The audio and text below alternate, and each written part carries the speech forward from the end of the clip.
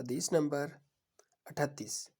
عبداللہ بن مبارک نے کہا، میں نے سفیان ثوری سے عرض کی، بلا شبہ عباد بن کثیر ایسا ہے جس کا حال آپ کو معلوم ہے۔ جب وہ حدیث بیان کرتا ہے تو بڑی بات کرتا ہے۔ کیا آپ کی رائے ہے کہ میں لوگوں سے کہہ دیا کروں اس سے حدیث نہ لو؟ سفیان کہنے لگے، کیوں نہیں؟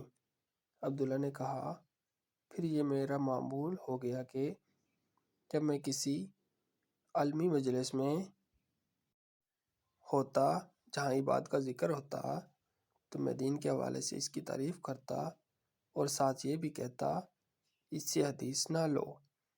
ہم سے محمد نے بیان کیا، کہا۔ ہم سے عبداللہ بن عثمان نے بیان کیا، کہا۔ میرے والد نے کہا۔ عبداللہ بن مبارک نے کہا، میں شعبہ تک پہنچا تو انہوں نے بھی کہا، یہ عباد بن کثیر ہے، تم لوگ اس سے حدیث بیان کرنے میں احتیاط کرو۔